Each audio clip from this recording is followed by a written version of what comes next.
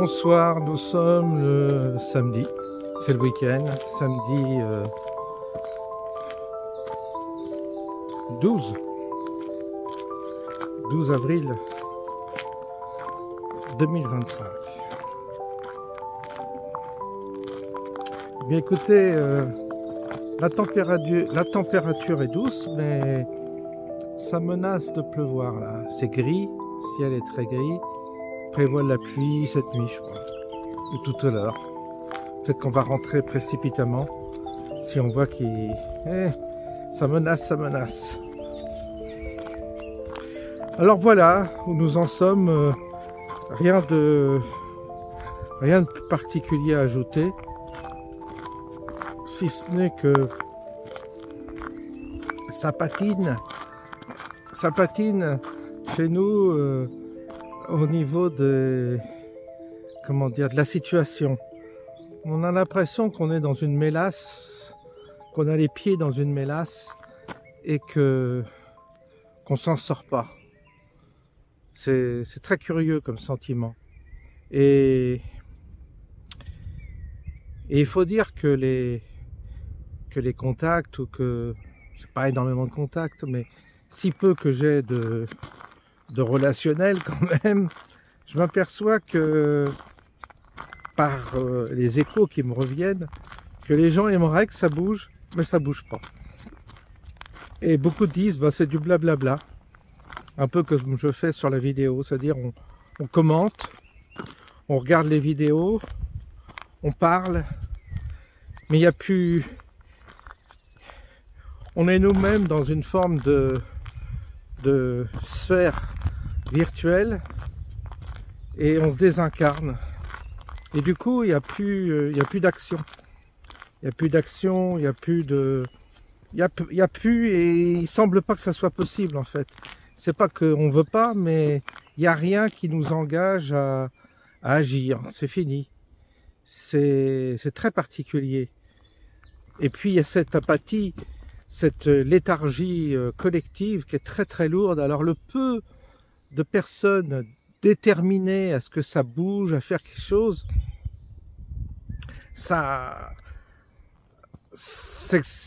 faut déployer une énergie tellement grande que ça fatigue déjà d'avance d'essayer de remuer quoi que ce soit.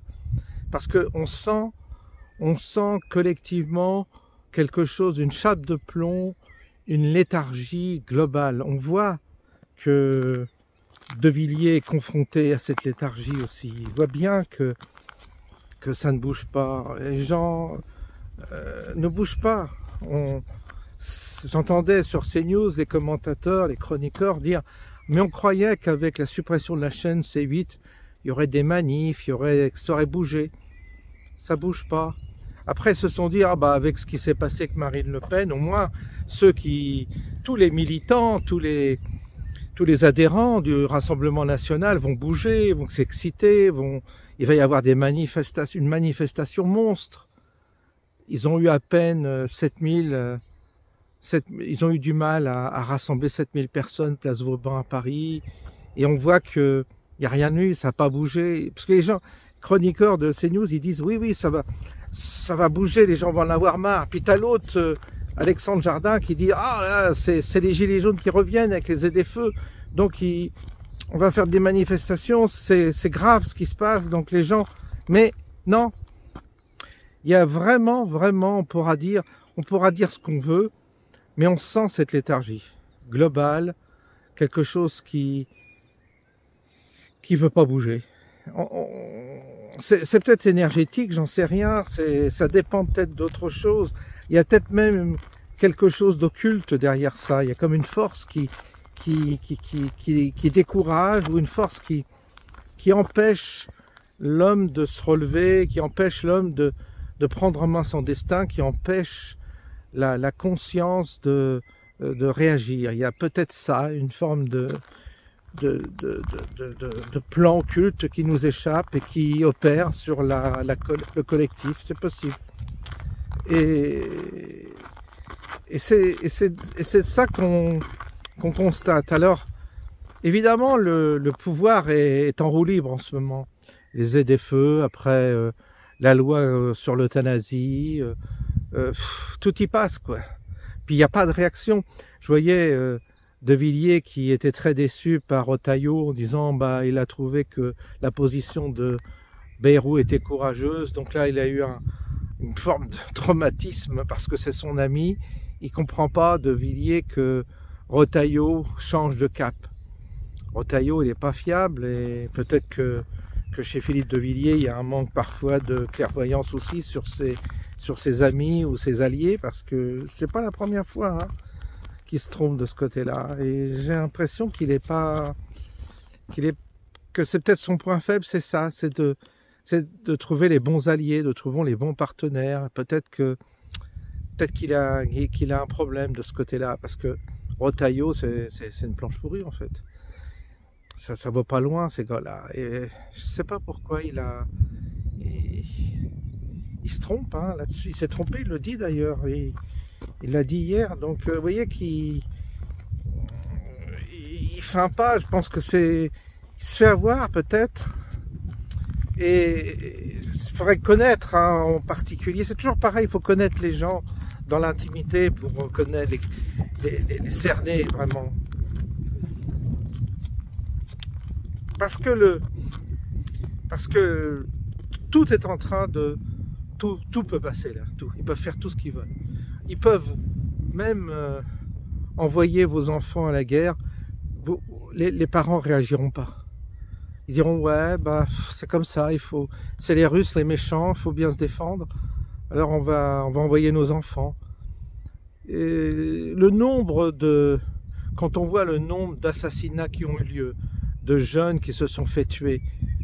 On n'a pas vu les parents prendre les armes, se venger. Il y a un roman, Thomas est mort, mais ça bouge pas. Il n'y a pas eu de représailles, rien. Et les assassins sont tranquilles, en liberté, continuent à vendre leur shit, leur merde. Et ça bouge pas dans le pays. Le français ne bouge plus du tout, du tout, du tout. Alors, oui, il y a une léthargie. Ça, c'est ce côté un peu accablant. Alors on s'occupe. C'est ce qu'on fait en fait. On s'occupe, on bavarde, on parle. Bien sûr, on critique. Bien sûr, on commente. Mais il y a un moment donné où on ne peut pas passer sa vie à commenter, quoi. On ne peut pas sa vie à bavarder. C'est là le problème. C'est là, je vois bien qu'il est là le souci. Puis après, quand tu rentres dans l'action, tu t'aperçois que tu as des traites partout. Tu as des profiteurs, des traites. Tu sais plus où mettre tu sais plus en qui faire confiance, parce que tu dis, ah bah celui-là, en fait, c'est un faux dissident, c'est l'opposition contrôlée, il se remplit les poches, etc. Donc tu as ça aussi. Donc ça décourage ceux qui essayent de se mouiller, de se donner. Ils se font avoir 1, 2, 3 fois, ils arrêtent après. En plus, certains sont pénalisés, certains sont persécutés, donc ça fait peur aussi. Même tuer. Quand un type va trop loin, ben on l'élimine, on le sait.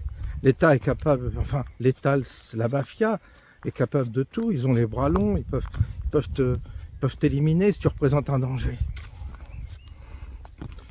Alors, c'est vrai que moi je parle toujours de ce rouleau compresseur qui est là, et c'est vraiment un rouleau compresseur, c'est-à-dire c'est comme si on nous pompait notre énergie, c'est comme si on nous suçait notre énergie, c'est comme si on n'avait plus la force, il nous manquait le ressort, on n'a plus le ressort. Et c'est ça le problème. Alors on se lamente et on commente. Et on dit, bah voilà, c'était comme avant, c'était quand même mieux, et puis aujourd'hui, bah voilà ce qui se passe. C'est facile, en fait, on arrive assez facilement maintenant à faire l'inventaire de tout ce qui ne va pas. C'est assez clair, je crois.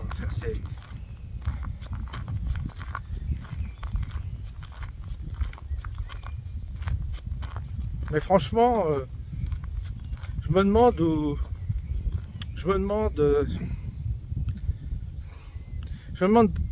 qu'est-ce qu'il faut faire. Moi, je parlais de laisser faire la providence. Alors, il y en a que s'excitent, il y en a que ça leur plaît pas quand ils disent ça. Mais quand on a tout essayé, quand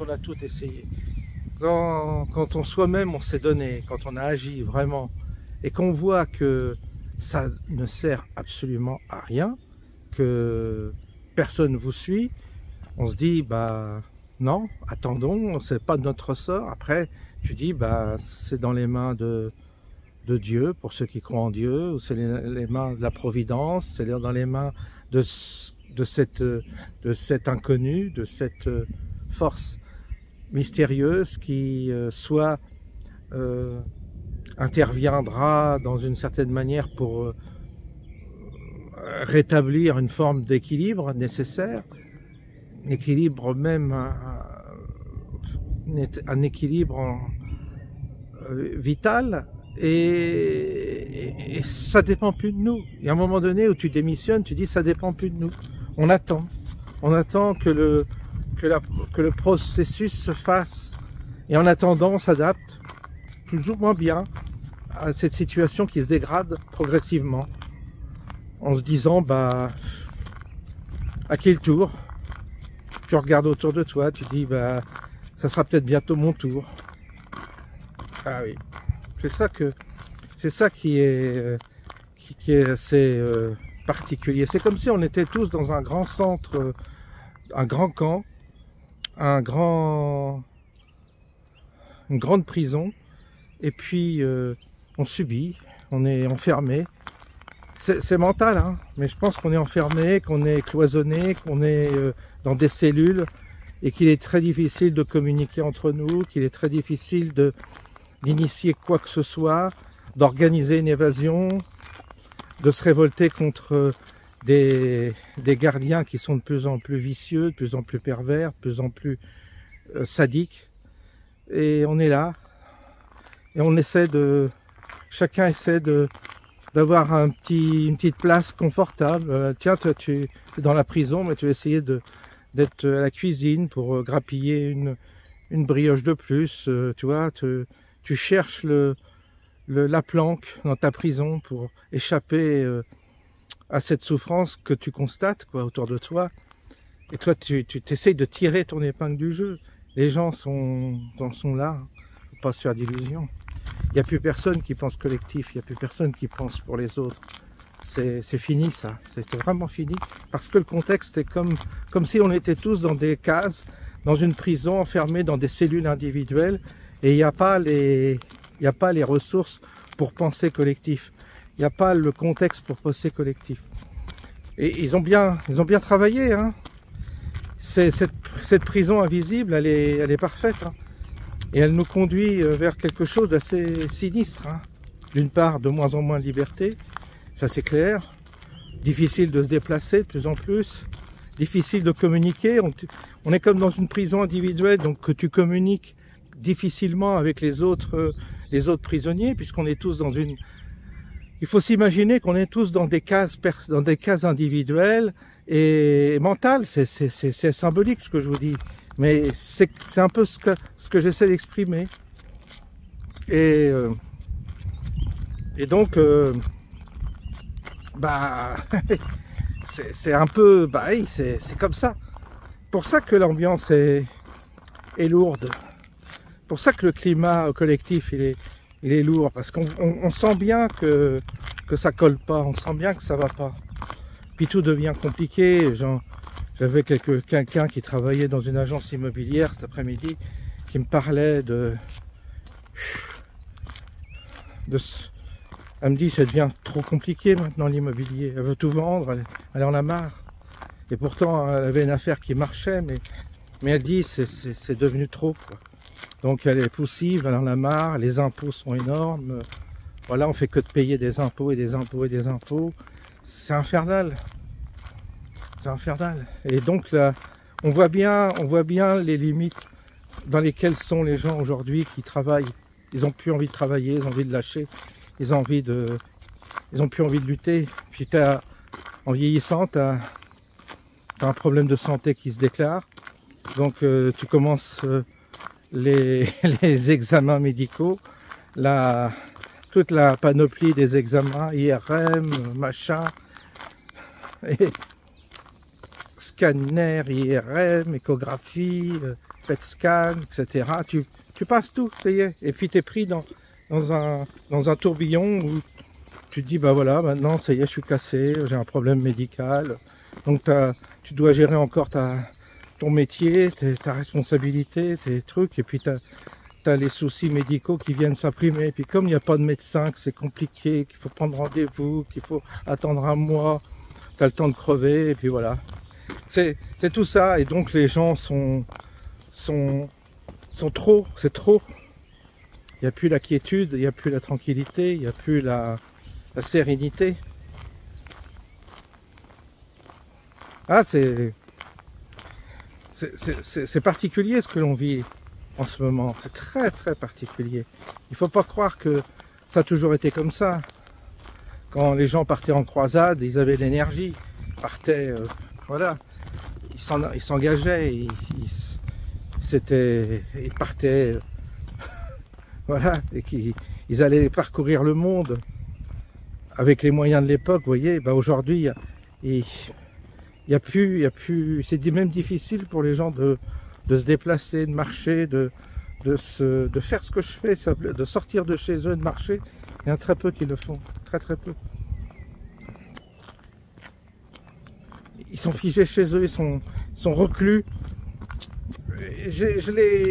Attention, je les juge pas parce que je comprends ce côté reclus, enfermé chez toi, sur ton canapé, en train de procrastiner devant une télé, devant une émission débile.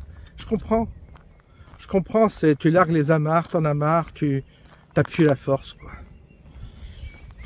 Ça, c'est un constat qui est évident, hein. Il suffit de regarder autour de nous, hein. Alors, pour ça que l'on vit, on est en train de vivre une séquence de notre histoire très très particulière. On ne sait pas comment ça va se terminer. On ne sait pas où ça va, de quelle manière tout cela va évoluer et comment ça va se terminer. On ne sait pas encore. Mais bon, on verra. Voilà, bon bah écoutez, on va se rentrer tranquillement. Petite promenade rapide. Il était nécessaire que je sorte un peu. Je vous souhaite un bon samedi soir et un bon dimanche pour demain. Et puis on se dit à bientôt.